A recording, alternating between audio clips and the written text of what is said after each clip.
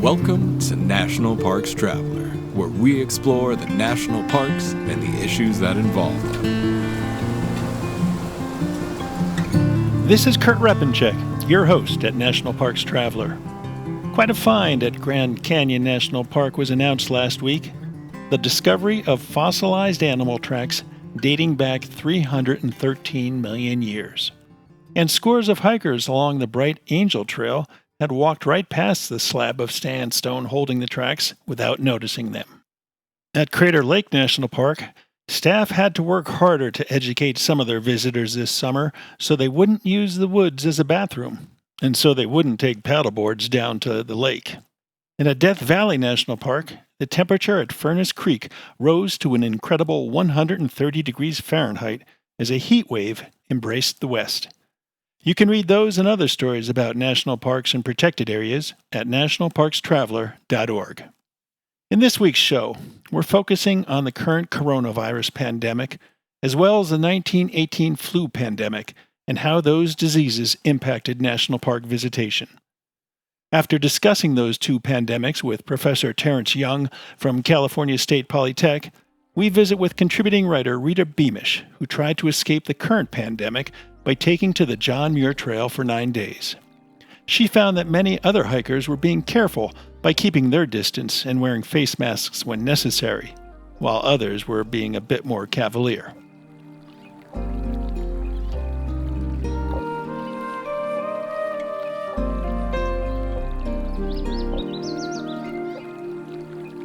We currently are in the midst of the worst global pandemic in more than a century. The coronavirus pandemic has upended our lives, from how we shop, whether we can go out to dinner or the movies, and even how we visit national parks. There was another pandemic back in 1918 when flu circled the globe and killed millions. That pandemic also affected how people led their daily lives, including how they visited national parks. Terence Young, a professor emeritus of geography at California State Polytechnic University, is well familiar with the outdoors and how we use them. He's the author of Heading Out, A History of American Camping.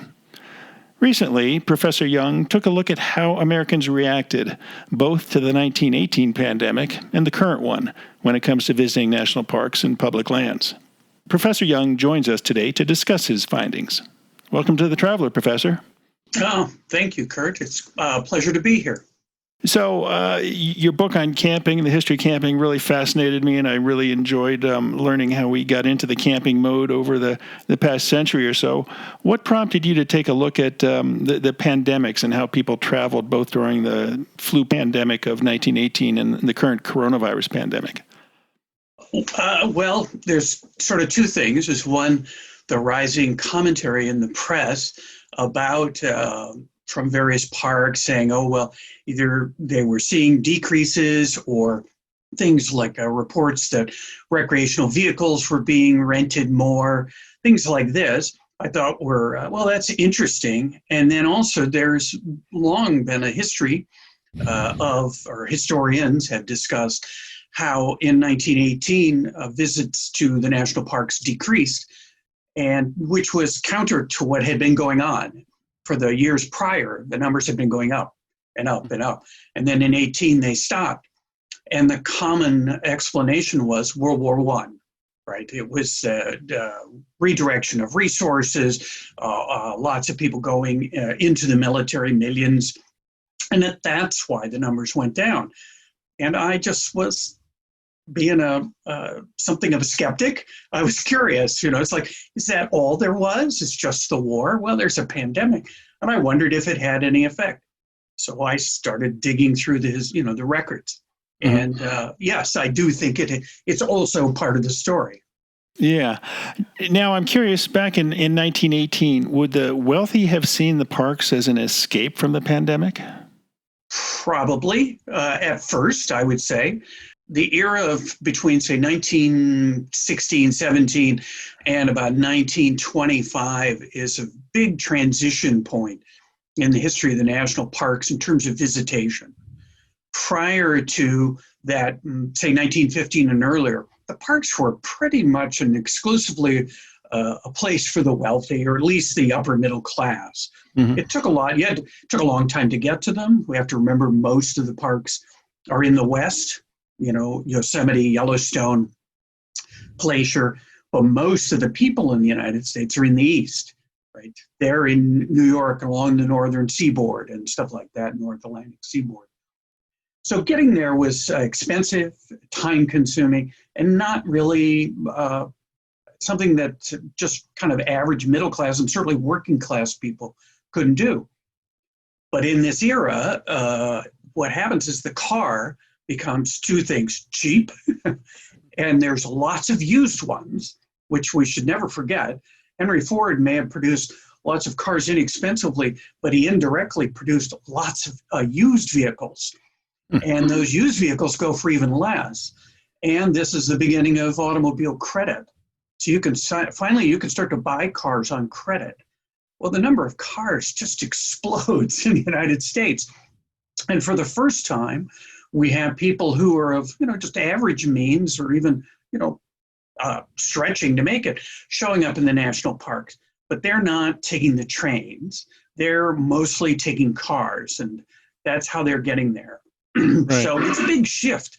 But I can see at first, at least the wealthy would have seen themselves as escaping to some degree to go to the national parks.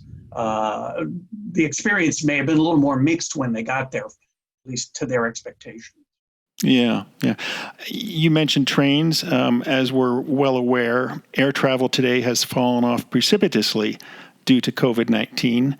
Of course, back in 1918, air travel wasn't that widespread, let alone affordable, and most people who traveled by train or took their own cars. Was train travel greatly affected by the flu pandemic? Tremendously, just tremendously. Trains were the general way of getting around still, long distance. You might drive your car, if you had one, you might drive your car 20, 30, 40 miles and stuff. But if you wanted to go long distance, people generally would take the trains. This is to some degree why taking a car to Yellowstone, if you lived in San Francisco, was a tremendous adventure, because most people never went that far. So the trains were full, lots of people, and the disease started to spread through them. In fact, the state of California, public health officials in the state of California cited the trains as a major source of the introduction of the pandemic throughout the state of California. Wow. So people quickly caught on to this, and asked themselves, just like they do today about airplanes, do I really want to be on a train? And the answer simply was no. And train travel dropped dramatically as well. Yeah. And of course, it would take a train in those days to reach some of the more isolated parks like your Yellowstone or Grand Canyon or whatnot. And yet you found that parks nearer to large population centers saw increases in visitation. I think what happened was something analogous to what's happening today, which is the trains carried a lot of visitors, as you said, to the distant national park, the ones more isolated national parks. And those numbers just collapsed. Yellowstone, just as an example, went from 13,000 visitors arriving in 1917 on the train to 3,000 visitors arriving in 1918. So a quarter of the previous year's numbers. Automobiles, while they were carrying a greater number of people than they had been, still people were, like I was just saying, it was a tremendous adventure and challenging to drive, say, 1,000 miles to a park. Sure. So the distant parks, Yellowstone, Glacier, they got fewer visitors than they had previously been getting in terms of automobiles. So 1917, 1918, there's a decrease in automobile visits to the distant parks, the ones that are more isolated. But the ones that are close to cities, to big urban centers, Mount Rainier, Sequoia, Yosemite, their visitation went up, and primarily on cars. So people like today, I think there's a lot of people who are taking up camping in RVs more so than in tents, say. for the first time, but they're not driving from New Haven, Connecticut to Rocky Mountain National Park. They're driving to, say, Shenandoah or someplace relatively nearby, and as their first adventures. And I think that's what we see. You're looking at a lot of novices who are saying, okay, well, we can't take the train. What could we do? And they try a car and off they go, to Yosemite or wherever. Must have been fascinating to see those types of increases. Yeah. And I expect they'll continue at least all through this year. And perhaps, as long as the pandemic continues, I expect to see a steady climb in the number of recreational vehicle campers and novice campers. They can't travel long, or they won't travel long distance. They could want it. They won't travel long distance in public vehicles, but they feel confident that, well, come on, we can rent a small RV, motorhome, and we'll drive to Grand Canyon. Yeah, and we're actually seeing that. You noted that while park travel collapsed in 1918, that it rebounded quite significantly, I believe, in 1919. And of course, part of that was the end of the World War, World War I, along with the end of the pandemic. Under the current coronavirus pandemic, of course, we saw park travel come virtually to a halt earlier this year as parks shut down due to the coronavirus pandemic. But since late spring, parks have been reopening, and the crowds have been coming back strongly in some instances. Talking with a superintendent recently, he told me that there seems to be a new type of park visitor, one who usually spent their free time going to water parks or maybe Disneyland or Disney World or some other amusement park and to the movies. And with those options shut down, these people are turning to national parks and other public lands for an escape from being homebound. Would you expect that these crowds will lead to a significant increase in overall park travelers in the years to come, or is this a one-off, so to speak? No, I think there's a lot of people who were previously national park campers, recreationists of all sorts, who are going to come back after the pandemic goes away, or however we handle it. But I also think they're going to be an additional new group of people, like you just mentioned. All of these people who previously didn't see camping or hiking in the national parks or recreating in other ways as something they just automatically thought about. I don't think there's any way to sort of convey how intimidating camping could seem to somebody who's never camped. The whole idea of, I have to take all this stuff, I have to set it up. There's nothing, nothing prepared. This has long been run through the history of camping right from the beginning, because most campers are urban people. They're not rural people. They don't know how to survive. And that was perhaps in some ways even truer in the 19th century, because people couldn't go very far. And so if you lived in a city, you lived in it. You didn't, this idea of going out to the edges of it and stuff is not that easy to do. So those people didn't know how to camp. And I think that's true today. There's just all sorts of people. I think the number, if you go just Google how to camp, there's just thousands of sites. And I have right behind me on the bookshelves here in my office, I have hundreds of how to camp books that have been written since the 1870s. And so it's not something that's obvious. And we're getting a whole new group of people who the pandemic has offered them an opportunity or pushed them to camp for the first time.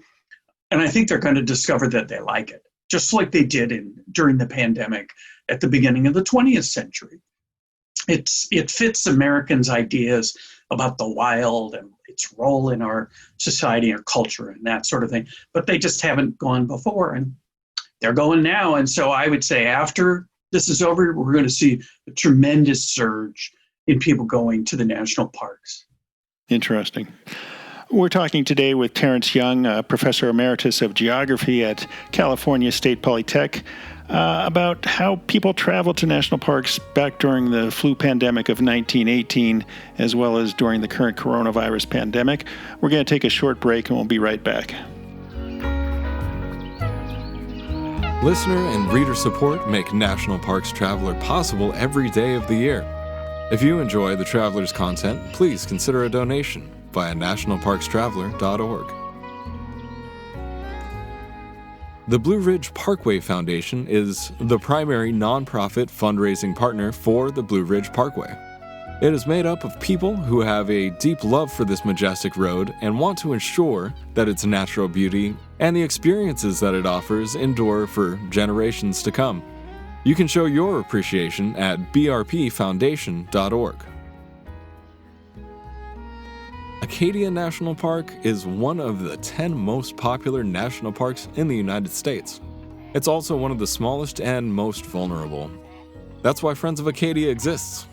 Friends of Acadia is an independent organization of passionate people inspiring those who love this magnificent park to make a real and lasting difference for Acadia. You can make a difference at friendsofacadia.org. The Grand Teton National Park Foundation is a private, nonprofit organization that supports projects that protect and enhance Grand Teton National Park's cultural, historic, and natural resources. By funding initiatives that go beyond what the National Park Service could accomplish on its own, Foundation donors improve the visitor experience and provide benefits to the national park system for decades to come. See their successes at gtnpf.org.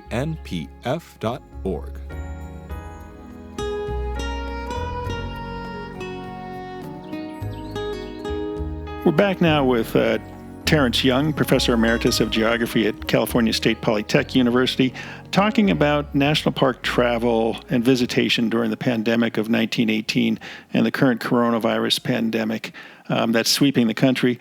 Professor, your research also found that there was quite a bit of environmental damage to parklands following the 1918 pandemic.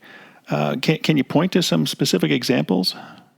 Yes, just for instance, Yosemite National Park was on the verge in the early 1920s, was on the verge of being sued by the state of California for sewage. The park did not have an adequate sewage treatment system, and a great deal of pollution of various sorts, surface runoff, human waste, trash, these sorts of things were getting into the Merced River, which runs through Yosemite Valley. And then the river runs down into the San Joaquin Valley and is a source of drinking water for people up below. The state had asked the federal government repeatedly, and the National Park Service in particular, repeatedly to do something. And they were on the verge of basically just saying, okay, if you won't if you won't discuss it with us and do something, we'll just have to sue you. And so they were setting up to do it, and that finally seems to have prompted the Park Service and the Congress to provide the funding for a sewage system. And so that was their first sewage system appears during the 1920s. But this is just an example. This is widespread. We talked today about a maintenance backlog in the national parks. There's also all sorts of other things that are not. The maintenance backlog refers to, say, roads, buildings, museums, may need to do painting, fix toilets, whatever, those sort of things. This does not generally refer to any environmental restoration that may be needed as a result of excessive use, tourists going off the paths, wiping out grasslands, this sort of thing. Well, this was a kind of a new story in the 1920s, following the end of the pandemic and this surge of campers and other visitors that came at that time, and it was widespread, common, and expensive to fix. They were going off and trampling the parkland, so to speak? Oh, everywhere. There are pictures from, say, I looked at Yosemite quite a bit when I was writing my book. There are pictures of people in their cars camping in Stoneman Meadow in Yosemite. And they're just all over the place, and you can see the paths have been cut through the grass and all this. Today, you can't even walk in the meadow, right? You have to go on a boardwalk. Right. Because it's very sensitive land. It's a wetland, and it was extremely damaged by large numbers of visitors, and that restoration is still undergoing. Or same thing in Sequoia, where they had to ultimately remove campgrounds. They started to remove those campgrounds in the 1920s, and it took them a century to get them out. And they were removed not because somebody didn't like people being there or something in some aesthetic sense. No, they were killing the trees. You can't just put campers anywhere and everywhere. If it was one or two people, it wouldn't be a problem. But we're talking millions. So it's an amazing story, and history repeats itself to certain degrees. For instance, during the current pandemic, we've seen some instances where a woman trespassed into Yellowstone National Park earlier this year when the park was closed because of the pandemic, and I guess she got out to the Old Faithful area somehow and was backing up to take a picture of one of the features and fell into a thermal pool and didn't kill her, but got severely burned. Other instances of people tearing out hand sanitizer dispensers in restrooms so they could get to the hand sanitizer and take it with them, or take the toilet paper with them. Earlier this summer in Grand Teton National Park, there was an instance where somebody decided to hold a dirt bike rally of sorts in a meadow that was being restored to great expense. And I'm not sure we're going to see exactly how much environmental damage has been done until the months have passed. I know talking to the superintendent at Crater Lake National Park the other day, getting back to this new type of visitor and not exactly knowing how to negotiate parks or whatnot, they would hike down the Cleetwood Trail, roughly a mile down from the rim to Crater Lake itself. And there were no restroom facilities there, so what would they do? Well, they just take their paper or whatnot and go down along the shoreline and squat behind a rock or something like that. And so we had, the human waste problem, which fortunately they've been able to correct that. But I'm curious how much other examples of environmental damage we might see creep up after this pandemic, in part because of folks wanting to go someplace and just deciding to go there. And the parks, of course, are short-staffed because they haven't been able to house as many seasonal employees, and so there simply aren't enough rangers to go around to keep an eye on everybody or to answer questions. I'm sure, there were similar stories about what happened in Joshua Tree here in Southern California. But I'm also talking about not just the immediate environmental or whatever infrastructural problems that might occur during this pandemic, which could be sizable, like riding, ATVs in a meadow, but also the longer term problems that are going to, if not adequately funded, when the pandemic ends, if, as I suspect, there's going to be a notable increase in the number of visitors, which is not going to be just for one season, but I think will be indefinite, because the people who are learning to camp now, they're not going to give it up. They're going to enjoy it as their ancestors have. But I'm concerned about the long-term kind of consequences of having an extra 10% or 15% visitors showing up and not recognizing that the Park Service is going to need money to be able to mitigate the damage that they're doing as it coming just in those numbers.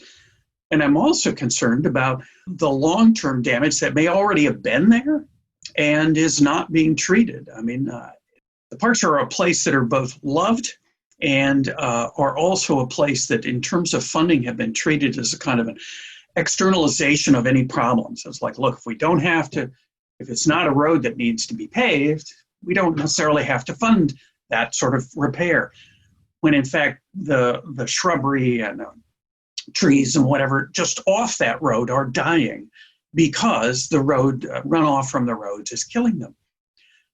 All of this, the damage can be quite extensive and hard to see, especially if you don't know that this could look a lot better. These are places like I've seen pictures before and after of a giant forest in Sequoia. And it is so much nicer now than it once was. But it took a long, long time and a lot of effort and serious funding to restore it and make it look like it did. I think come November and going into December, some of these funding issues are really going to come to light. And by that, I mean, yes, we've just seen the Great American Outdoors Act pass, which specifically sets aside $6.5 billion for the Park Service to address the maintenance backlog. And then you've got the full funding of the Land and Water Conservation Act, which will also provide some additional funds. But what hasn't yet been calculated accurately is how much money has the Park Service lost by being closed and not collecting entrance fees, and by concession operations being scaled back dramatically. And so you're not going to see the amount of concession fees paid to the Park Service as it has been in the past. And so I've talked to some superintendents, and they say, well, we'll let you know in November how bad or how good things are. And so I think that's going to be another issue to deal with, not only with increased visitation, but how much in the hole might these parks be because of those issues there. And so Congress very well might be approached to like, hey, we need more money for park operations, and they might just say, well, we just gave you $6.5 billion. So it's going to be an interesting congressional session in 2021. You noted that Congress did increase funding for the parks in the 1920s, but it wasn't quite enough to deal with the issues that the Park Service faced. I think it's a lesson to pay attention to. The pandemic ended in 1919. Park visitation over the next decade basically doubled, right? They had 100%, or excuse me, they quadrupled. They had a 200% increase in number of visitors by the end of the 1920s. Congress quadrupled, or whatever, octupled or something, 400% increase in budgeting for the parks. At the same time, the parks were undergoing and suffering the sort of damage I was just telling you about. They needed money to put in a sewer system. They needed money to fix areas that had been denuded of vegetation by campers because they didn't have campgrounds at that time. The fact that the Congress authorized twice as much in increased funding as the number of visitors, and they still underwent tremendous environmental problems, suggests to me that we have the potential for having a similar situation over the next decade. And I looked back, I was curious, and looked back, and the Congressional Research Office indicates that adjusted for inflation, the last decade of funding to the National Park Service has had only a 4.4% increase, as opposed to double the amount that in the 1920s above visitation. That was inadequate to handle the difficulties that the Park Service faced. If the Congress today thinks it's going to handle the problem of surging visitors by giving the Park Service 7% more or something like that, I think they're just simply letting a tremendous amount of environmental damage occur. The Park Service is already seriously behind in its efforts to maintain what it has, just in physical infrastructure. And I'm saying I think there's a lot more money needed to do restoration, mitigate invasive species, all sorts of things like that, which are not in that $6 billion that they already got. And they're going to need a lot more. And the surge is not going to, a visitor surge is only going to make that worse. Yeah, and there are all kinds of issues facing the parks.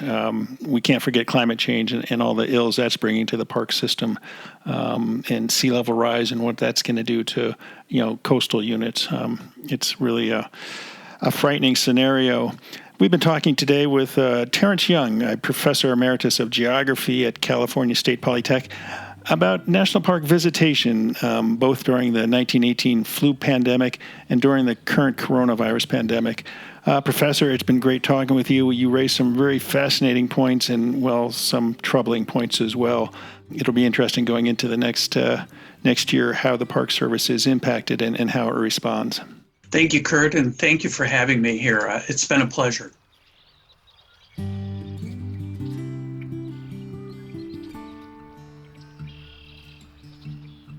The North Cascades Institute has a large portfolio.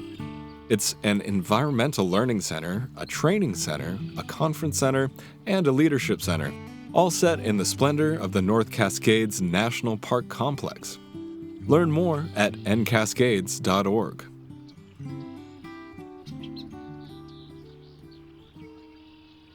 Washington State is graced with 3 spectacular national parks, each different and special in their own unique ways. As the official nonprofit partner and the only philanthropic organization dedicated exclusively to supporting these parks through charitable contributions, Washington's National Park Fund has a mission to deepen the public's love for, understanding of, and experiences in Mount Rainier, North Cascades, and Olympic National Parks. Share your passion for these parks at WNPF.org.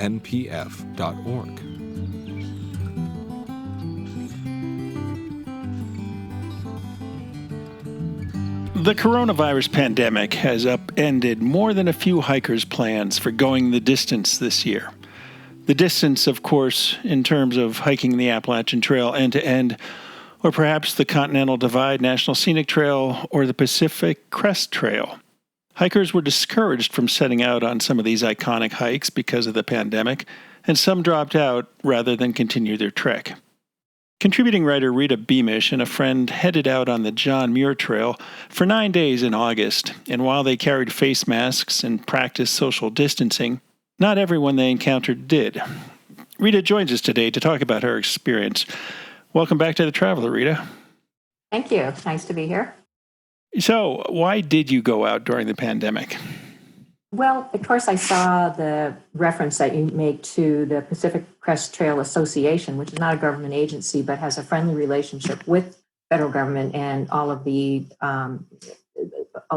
Pacific Crest Trail organizations and jurisdictions, which that trail goes from Mexico to Canada. And they did discourage hikers from being on the trail because those hikers are so long, they're out there for months and they have to go in and out of the trail a lot. I did the John Muir Trail, which I did a section of the John Muir Trail, actually, about 100 miles of it, which was about a 9-day trek. And I checked in advance after initially had my permit, all this news was coming out, and I was wondering if I was going to go. I did check I got my permit from the Inyo National Wilderness, and I called them to see what the status was, and some national parks are closed, some state parks are closed. So even while some of the national parks were closed at that point, they said that the backcountry was open and the John Muir Trail, which I was going to hike, was open to hikers. And if you crossed jurisdictions, for instance, from Yosemite to the John Muir Wilderness to the Inyo Wilderness, that was also permitted. So by the time I went in August, I felt fine about that I was obeying the rules and that it was okay to go and that we weren't going to be hopping in and out of the trail in different states and, many different counties to resupply and the like. So I couldn't wait to get back there. Everybody needs a little break from the craziness. Yeah. Were there a lot of hikers out there? Was it a normal amount of trail traffic? I know you've hiked the JMT quite a few times over the years. Yeah. So, it was noticeably low, fewer people. Usually on the John Muir Trail, there are some pretty busy sections, and it would be rare to go an hour without seeing a couple of people. I noticed it, so I asked a few people along the way. I checked in with a ranger and some resupply folks, and they were saying it was down by about half. Wow. And the John Muir Trail does intersect with the Pacific Crest Trail, which I mentioned from Mexico to Canada. At much of the John Muir Trail's length is intersecting the Pacific Crest Trail. And it's because those PCTers were not able to come. A lot of them come from Europe. They come internationally, other states. So that was a big part of the drop-off, actually. A lot of Californians were still up there. Was it difficult to practice social distancing and, stay safe? When you first go, I come from the Bay Area and an urban area, and we've gotten very used to obeying the social distancing rules and wearing masks. And it's gotten to be rare when you go out and you don't see most people, the vast majority, masked up. Especially, of course, you have to wear it anytime you go inside any place. So we were very comfortable and prepared to, anytime we encountered somebody, we'd pull our masks up and we'd step widely around them. And they would often respond in kind, sometimes not. But it's pretty seductive in the backcountry to just feel like nothing is going to happen to you, that there's no coronavirus around. I wouldn't say we got lax about it, but I could definitely see why people did. And, I think especially younger people do feel invincible. And some people just, acted like nothing was different. But it was, overall kind of a weird feeling about the whole thing. You weren't having your usual kind of, convivial interactions. And we would talk to people, but we would definitely social distance from them. Yeah. Now you did make one stop to resupply, I believe, at the Vermilion Valley Resort. What was that like? We were pretty astonished coming off the trail to see hikers there, just, rubbing shoulders and, mingling again, as if nothing was wrong. So we definitely kept our distance, and we're usually pretty social. I really enjoy meeting people from all over the country and the world, but this was not the year to do that. So my friend and I we just sat by ourselves and kept to ourselves mostly, or kind of talked to people at a good distance, and we got out of there pretty quickly, actually. Yeah, I'm sure. Now, these are unusual times for sure. Many Americans are out of work. Many are wondering when things will return to normal. Many are wondering if things ever will return to normal. Did these thoughts enter your mind as you hiked, or were you able to distance them and really enjoy the scenery and the outdoors? Yeah, again, it had to do with if it was just the two of us hiking along by ourselves for a couple hours and life felt normal and great, and you're in the outside, you don't have your mask on, the waterfalls are there, the lakes are clear to the bottom, the sun's out, the clouds are incredible, the sky is so blue you can't, you've never seen a sky so blue. That was, very comfortable and kind of cleansing and, getting rid of the stress of this never-ending virus. But then again, when we came to people, you'd get edgy. Are they going to wear a mask? Are they going to step aside? There's 4 guys coming towards me. Are they breathing heavily? So it was always there. It was not always, but it was there at those times whenever you encountered people. And that made it a weird experience. I wouldn't trade it because it's just so great to get up there. And I'm just the biggest fan that ever lived of the John Muir Trail. But no, it was like everything else in life. It was strange. Yeah. Yeah. Were politics evident on the trail?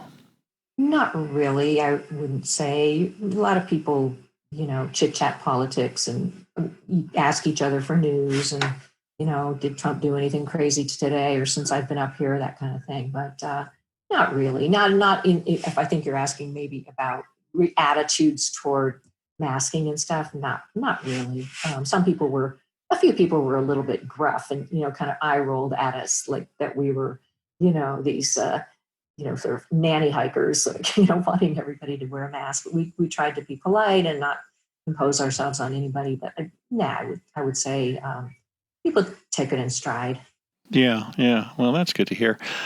So do you plan to head back out on the trail if you get another chance this year, or was that it? Well, I usually go up there once a year. In the High Sierras, it's high altitude, and got to train up for it. So I'll probably stick to biking on the San Francisco Bay until next summer. But I'll definitely be going back. I go every year, and like I said, it was really hard to fathom, having to give up my permit, which they're very hard to get when the pandemic hit. And so I was just really happy that when I called, the ranger station, that they basically gave me the go ahead and said, no, nothing's enforced or required up on the trail except obeying, just your normal social distance rules. And Sure. So, and then, just listening to what our health professionals say, and Dr. Tony Fauci, and that masks, even though we're outside, we're having a quick encounter. We're not having prolonged times of standing or hiking next to people. We still tried to, be overly cautious and do what we thought was the right thing. Yeah. All right. Well, Rita, thanks so much for that recounting of your trip, at least from a COVID standpoint. You've written stories about your adventures on the John Muir Trail in the past, and any listeners who are curious can find them by searching nationalparkstraveler.org for the John Muir Trail. Rita, thanks again. Thanks, Kurt.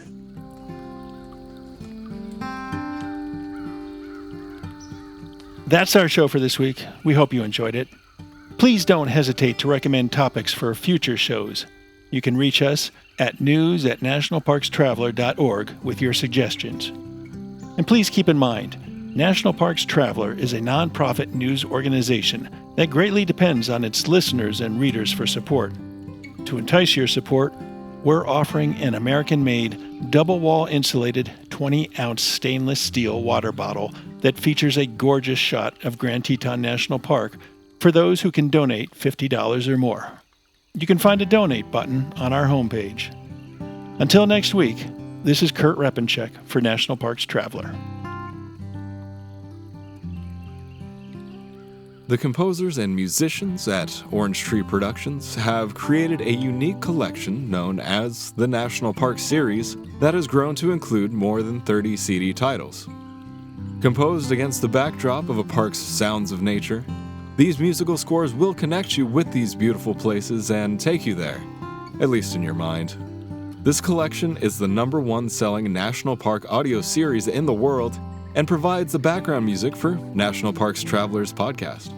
Visit them at orangetreeproductions.com. Editing and production work for the National Parks Traveler podcast series is done by Splitbeard Productions. Find out more about us at splitbeardproductions.com. National Parks Traveler is a 501c3 nonprofit media organization that provides daily editorial coverage of national parks and protected areas. Traveler's coverage is made possible by reader and listener donations. Visit us at nationalparkstraveler.org.